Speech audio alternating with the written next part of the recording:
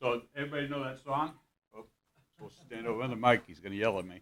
Everybody know that song, RamaLama Ding Dong? How many people here are old enough to have heard of it? There's a lot of young people here. So it's a song from the 1950s. The whole idea was when we originally kicked off the project, lots of open source AI, the word llama, which comes from actually Meta, Facebook. They have the Llama 4 project, but a lot of tools are being based on the name llama to sort of show an open source thing. So when we were thinking about a name for this, I knew the song RamaLama Ding Dong. That's how the name project got named RamaLama. So my name is Dan Walsh. This is Brian. Introduce yourself.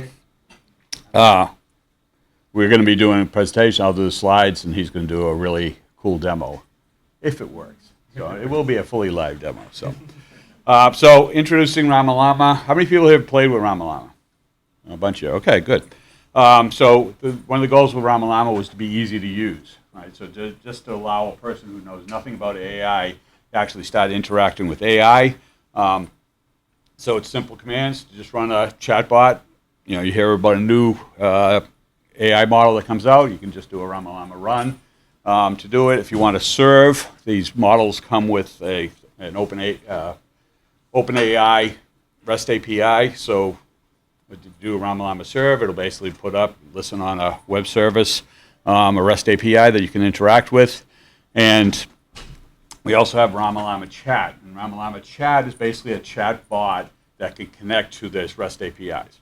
So it can, and RamaLama Run is actually a combination of RamaLama Serve and RamaLama Chat in the same command. But you can actually use just the client if you wanted RamaLama Chat. In this example, I'm going out to Llamas has a API server. We're going to have a demo later on using it to talk to Gemini. So you can actually just run a chatbot that talks to an AI model somewhere in the cloud on the command line. Everything we're going to be showing is on the command line because that's the way God intended software to be run. So fundamentally, we want to do things secure, right? I'm Dan Walsh. I'm big into security. I'm big into containers. I'm big into SE Linux. So when you want to run an AI model, I see the entire world going out, hey, China just released a new AI model. Let me run it as root on my system. Okay, and basically everybody, who knows what an AI model, how is it programmed, what's the kind of software, and what kind of instrumentation is in it? Anybody know? Nobody in the world knows. That's the whole thing about AI, right? Humans don't really understand it. So we're taking something we don't understand, handing it to an application that you downloaded from the internet, Llama CPP or VLLM, and you're saying, go to town on my system and hopefully things will work out right. Right? That's what everybody's doing. So millions of people, when DeepSeek happened, went out and ran it. My idea is put it in a container, right? At least isolate it from your system. The other thing you want to do is a lot of, the whole world right now is running out to these chatbots and these AIs running in the cloud. And again, you're taking your data and uploading it, all your secrets, all your data is being uploaded. Hey, summarize this document, things like that. You're handing it to Google. You're handing it to OpenAI, or you're handing it to Microsoft. And it's like, are we thinking about what we're doing? It'd be really nice if you could run these models locally on your system. And guess what? You can. All right. A lot of these models can run on your system. And they run pretty well. So we want to be able to run these commands on your laptop. So on an Apple, on a Windows, or even on a Linux box. When DeepSeek came out back in February, one of the first things that me and Eric Curtin, who's the creator of, we created RamaLama together, is we wrote an article explaining exactly why you should be running your AI inside of containers. Okay, basically, I'm trying to scare you. It's scary. What you're doing is scary. Okay, so just running in containers, run it with the network turned off.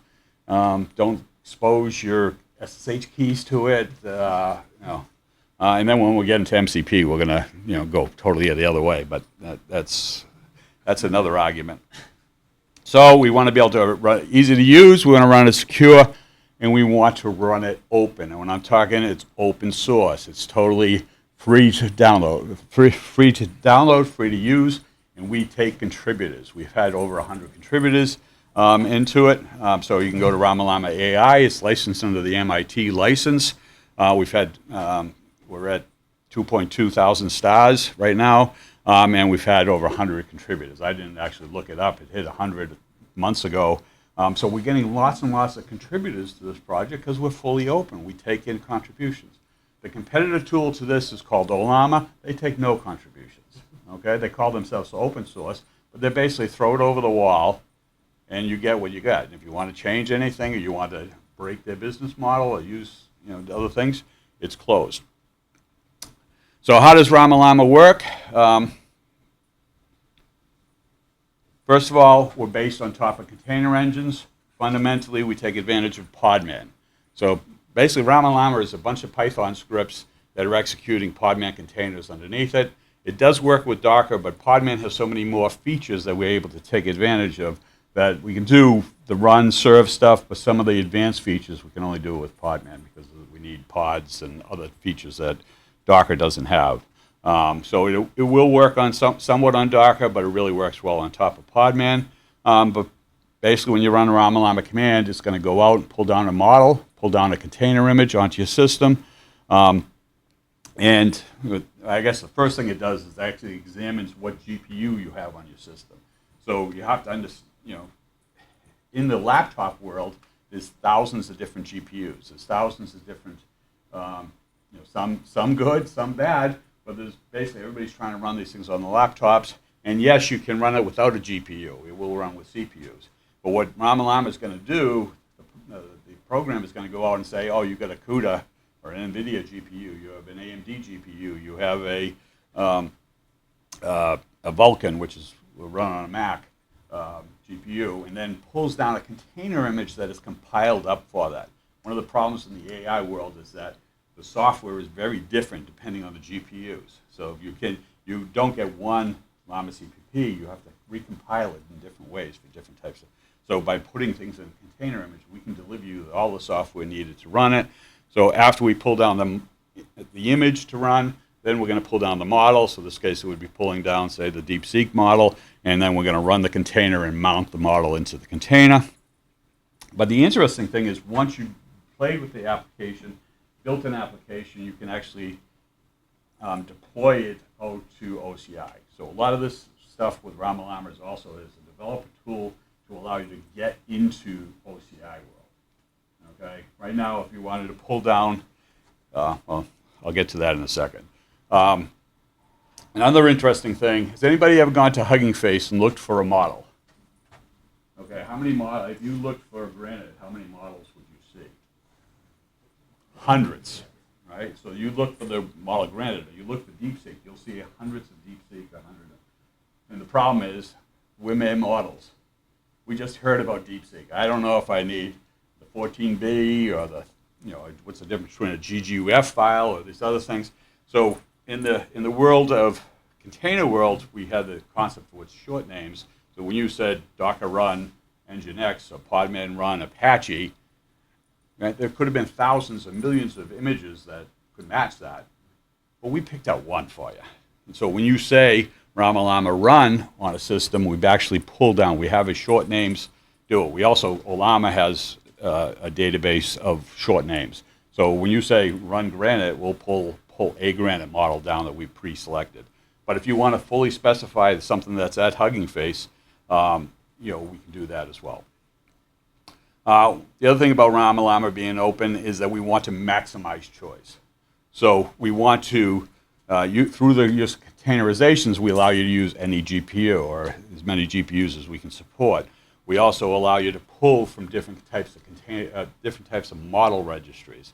So in this case, we support Olama has a model registry, Hugging Face has a model registry, Docker is now building a model registry. We want to be able to support OCI pulling of images from models from them. In this future, there's people all the time. One of the reasons we have so many contributors is everybody has a new type of registry or they have a new type of GPU, CPUs, things like that that they need to have supported. We also want to allow you to choose which inferencing engine you use. So we had a talk earlier. I'm going to explain the difference between Llama CPP and VLLM. The two most popular ways of running inferencing, running basically models, is Llama CPP and VLLM. By default, RamaLama defaults to Llama CPP. We also support Whisper CPP, which is a variant on Llama CPP that allows AIs to interpret sound. So it's big into, what was that word in the RamaLama song that we were hearing in the beginning? And you could pipe it through, and the AI will figure out what word the singer said. And then we want to open this up to other people in the future. So if other people want to bring in their own inferencing engine, as inferencing engines develop, then we would support it.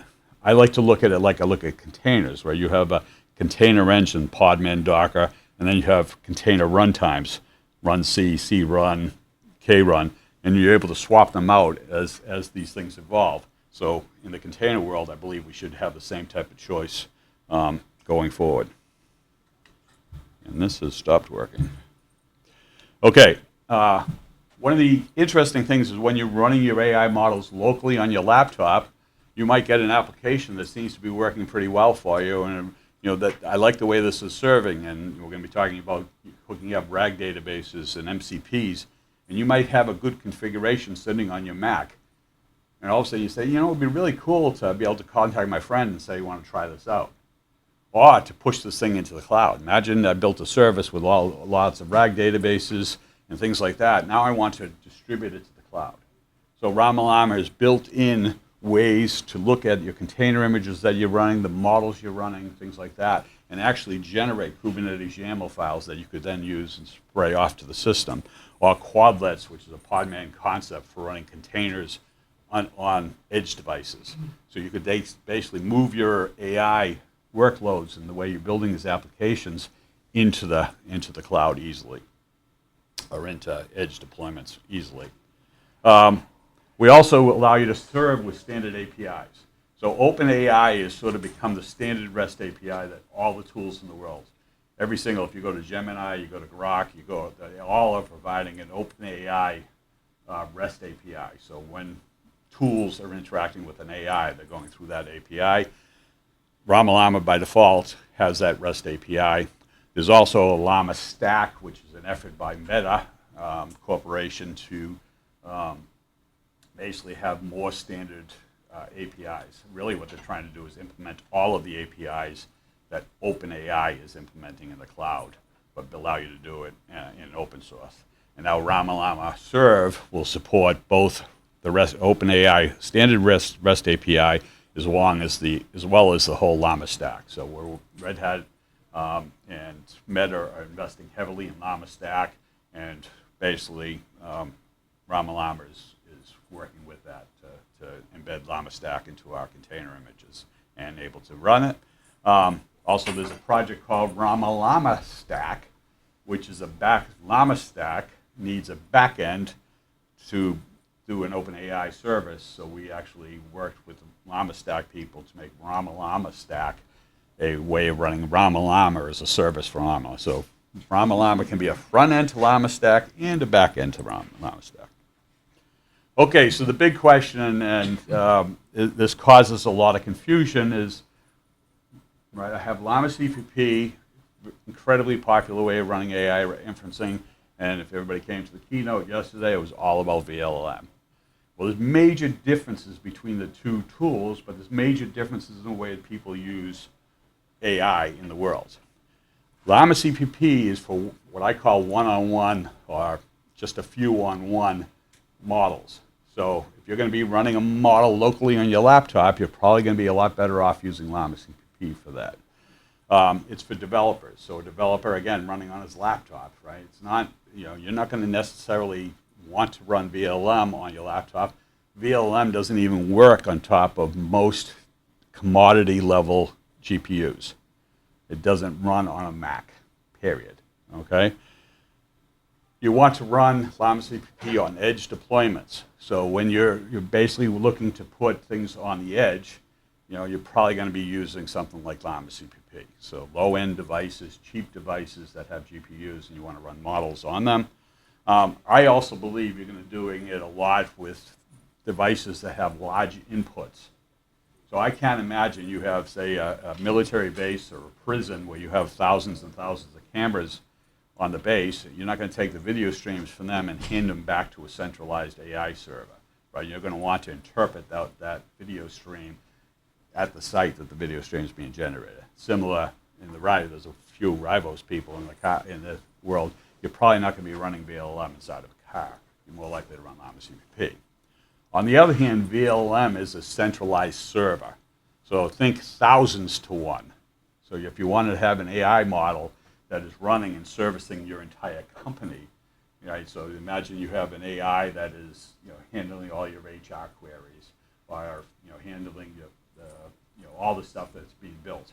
And this is pretty much what the entire world, the cloud-based ones, are sort of more in the VLM camp, right? There's thousands of millions of people interacting with AIs. I call that the open AI model, right? So what we're trying to build, what Red Hat's trying to build with VLM is more like, major bank wants to have a big AI server where all of the customers or all the employees can interact with the AI.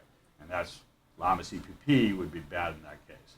So VLM, multiple GPUs, hundreds of people interacting. And again, if you went to the talk yesterday, that's all he talked about, is how I'm going to have so many people interacting with this, handling all that huge GPUs. So that's fundamentally different. This could all change 5 years from now. VLM could move down to support commodity hardware. Llama CPP could grow up to support multiple GPUs. But as of right now, there's a bifurcation in this world. And so at Red Hat, the project Llama CPP, we're looking to support both Llama CPP and VLM going forward, at least at this point. At this point, anybody want to see a demo? Yeah. All right. And this is going to show you a lot of the new features that I really didn't cover in the presentation. Hey y'all, it was kind of fun standing here and Dan talk. But yeah, I'm one of the contributors to RamaLama. My name is Brian. And oh, thank you. Yeah, do you need? I don't think I need this. Yeah, You can get unplug that it. out to it. Just to make sure nothing causes issues. Yeah. But yeah, I'm part of the Podman desktop team, but I am a contributor to RamaLama. So shout out to the Podman desktop team. That's actually what I'm using on the back end to have the Podman machine to spin up all of these containers and what we're going to see in the demo. So let's get started. What I'm going to do is open up. Is that big enough font for the back? Yeah, I should blow it up some more. That's why I'm standing up there. Is that a little better? You want me to blow it up? Yeah, that's good. Okay. That's good. Okay, just checking. Have some. The demo's gonna be fun. So let's start. So. By the way, this is all being done on a Mac with a Podman machine running. Yep, correct. It's an M4. All right. So the first thing we're gonna show is you could get the version. It's kind of cool. Sorry, I skipped that too fast. But you can do RamaLama info, and what it'll show is basically all the information that kind of RamaLama needs to be executed, plus Podman machine and your hardware. So we could kind of go through this. Honestly, it's been a while since I saw this, but you have your OS version, a lot of information, but stuff that we need when we're debugging, and when others are debugging too. So pretty cool. Oh yeah, and these. So when you do info, it'll show you like all the models you have pulled down too, yeah.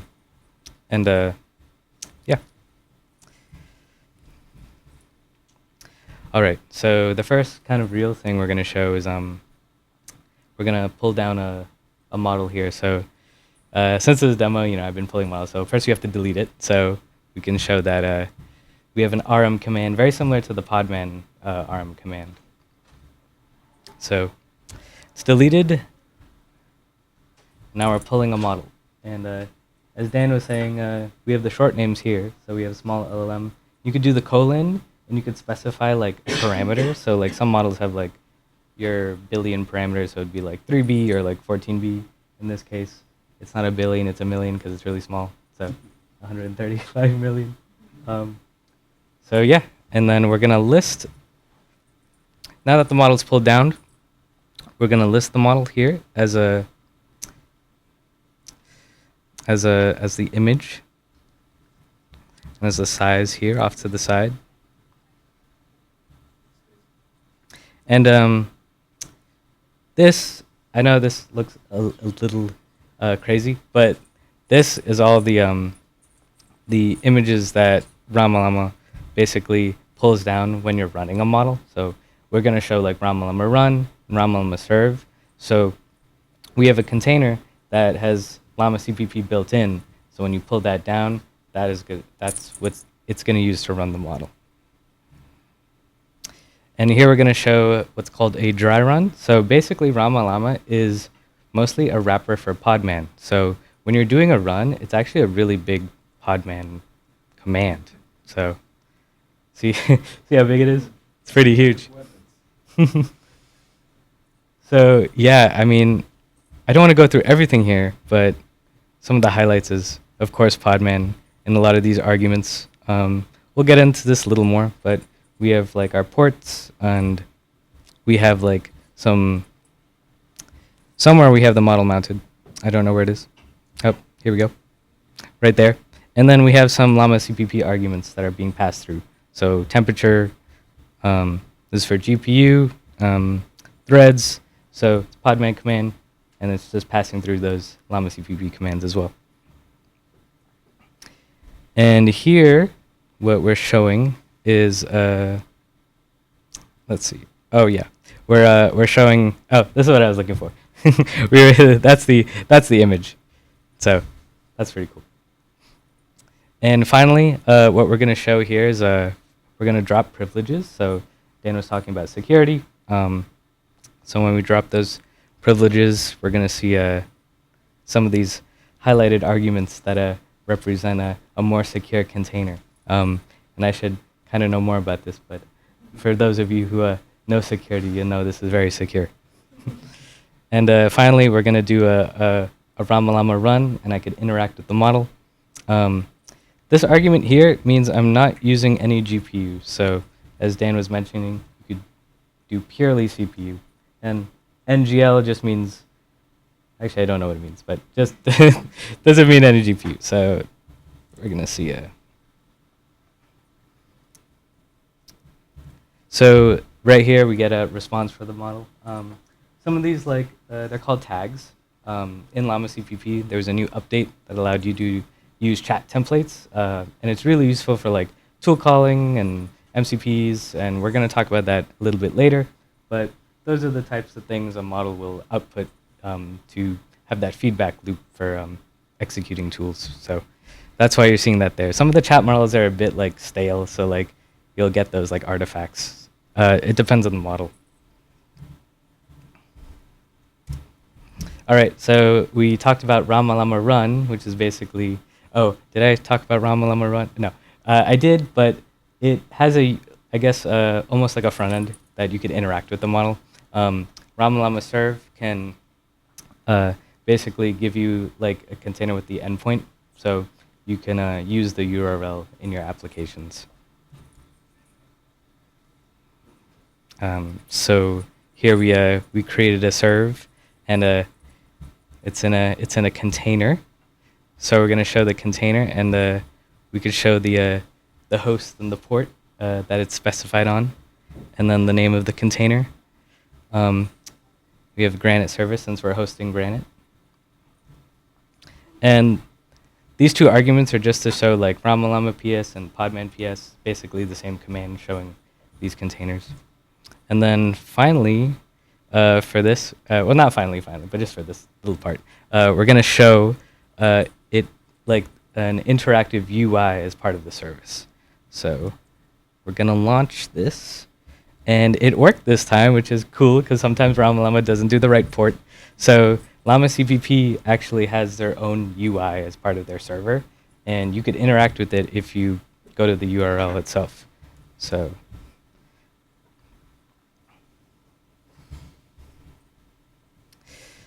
as you can see, the model is running here.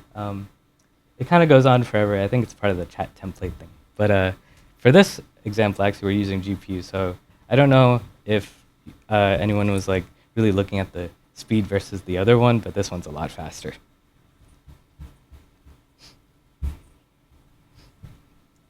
And we could also stop the service too.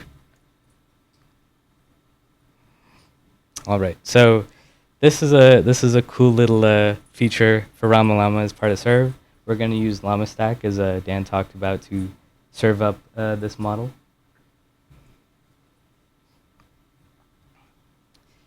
Now we're going to wait a moment here, but what this is doing, it's spinning up a pod where you have, so a pod is basically just multiple containers stringed together. So as Dan talked about, there's like RamaLama's, there's RamaLama Stack. So we have RamaLama Stack that actually installs Llama Stack with all the dependencies you need to run it. So what this is really doing is that now you have Llama Stack, you'll be able to access those OpenAI endpoints that you wouldn't have been able to access from Llama CPP. So Llama CPP tries to do its best on fulfilling like OpenAI's compliance. Like we'll have the chat completions where you could talk with the model, but it won't have like some of the other things like embeddings or responses for anyone who's like using VLLM, or I don't know if VLLM has it, but for more advanced like AI usage. So we're going to do a fancy curl command here to interact with the Llama Stack. We're going to ask it to tell it a joke, or give me a joke, I guess. All right, let's see what it says here. Why don't scientists trust atoms? Because they can't make up everything. That's pretty good. So now we could stop the service too.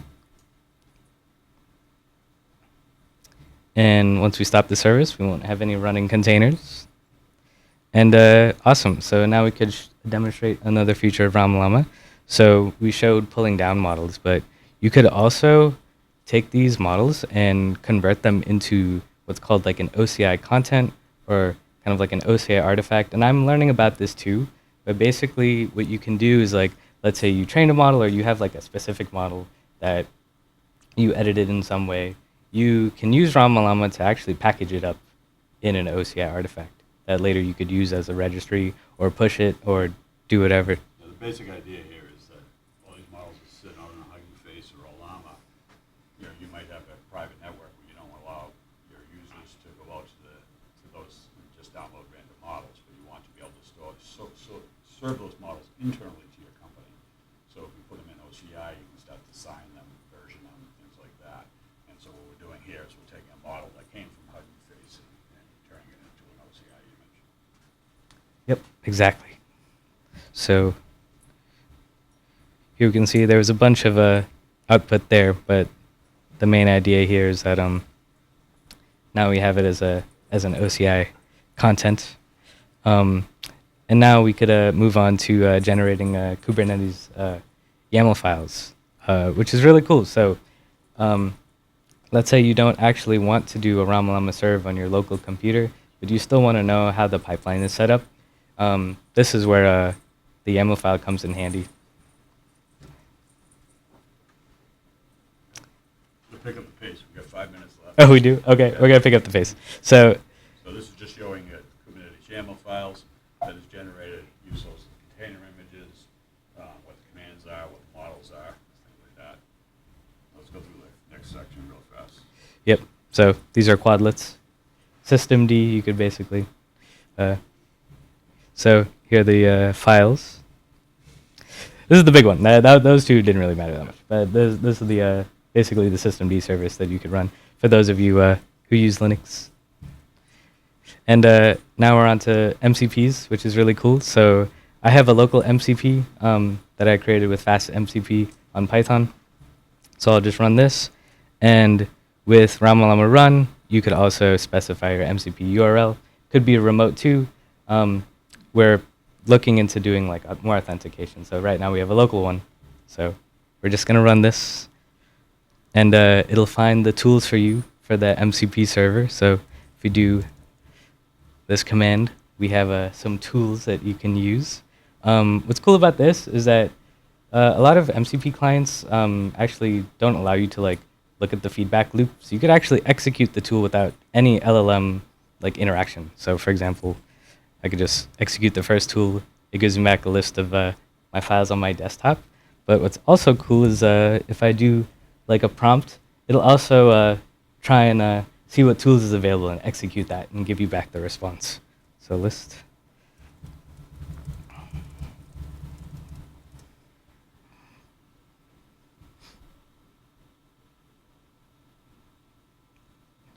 So there we go. So it's actually using the LLM to answer the question. I have one more fun prompt.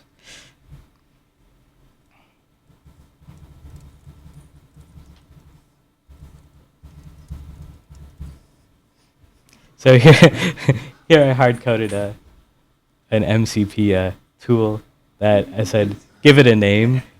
What's the favorite tool? Always output pizza. So that's pretty fun. So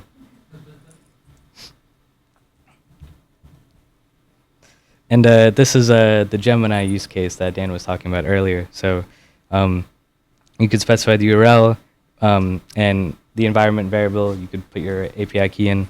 And we could do the same thing.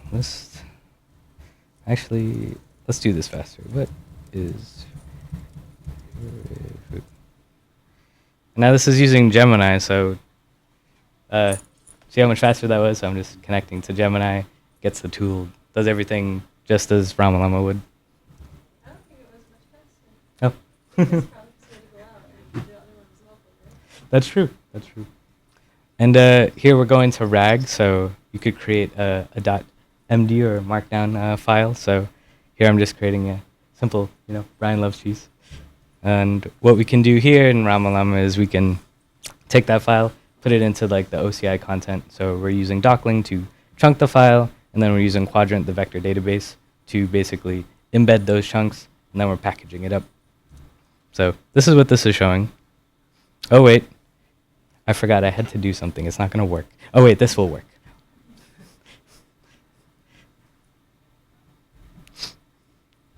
So that worked, which is pretty cool. So now we have the that image. Created a RAG database that's an OCI image, so that could be pushed to OCI as well. No, don't look. There's a bug in RamaLama. Okay, now we can use that image and query against it. Oh, that's cool. So I'm going to say...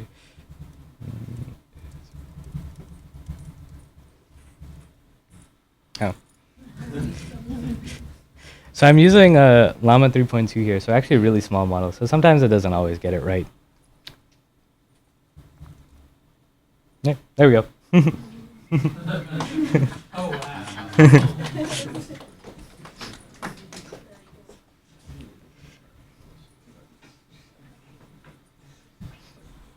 Okay. Good. So now we're gonna I pre-processed Dan's book, Podman in Action, so we could query against that too. So imagine you could go out and take lots and lots of your data, basically put it into RAG database and start to be able to do this type of thing. So we took Dockling, which is also, I think, was one of the talks there, put that into a container image, and now we're allowing you to process all the Docklings as well. Okay, so I just put in a prompt here, who is the author of Podman in Action, which is Dan Walsh. Now, Granite can actually answer this question pretty reliably too, because it's been trained on some of this stuff. But here I'm using Llama 3.2, and again, it's not going to know that, and it's a super small model, but it's really cool to see that You can process. also see when we go to OpenAI and ask this type of question, it'll say me and some other guy I've never heard of put together. So this is a hard question. Let's see if it works. Who did I dedicate the book to? Yes. So, I don't think you can go to any chatbot in the world and ask that. So it shows, take something the size of a book, basically put it into RAG database.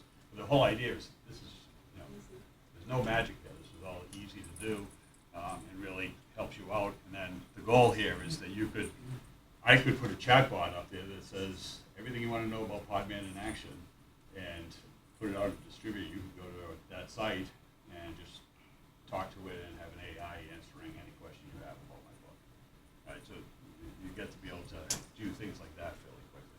So that's the end of the presentation because we're totally out of time. Anybody have any quick questions before he throws us out? Yeah. If you're using Docklink, there can be a lot of settings on the conversion and pipeline. Are you able to specify those? So right now we only have one specification to disable OCR, which helps speed up the process. But right now everything's kind of hard-coded. We actually want a lot of contributors in the RAG pipeline, which would be really nice. But right now, just one or two. Can we make our own image with our own settings? Yes. So a couple of things we're working on now is, right now we have a few hard-coded inference engines like Llama CPP and Whisper CPP.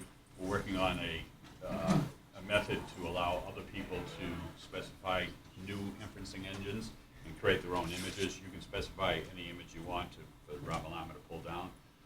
As far as the RAG stuff, we would love to have a Docklink expert come in and say, these are the flags that you need to set, and you could become 101 contributor. So it's things like that. We're not AI experts. We're just looking at common patterns what people want to do with AI. Well, he's more of an expert than I am. And you know, we're just looking for common patterns. These are things that I would think you'd want to be able to do with an AI. So and package up Docklink so that it just works. Right? It just pulls down an image that has Docklink already precompiled. But like all the options. But I would argue that all those options are way over most human beings' ability to understand. So you know, that would be my fear, is that we put 4,000 options down there and no one knows what they are. I don't know what temp means. You know, some of these options we do have, I don't know what they mean. Anybody else? Okay.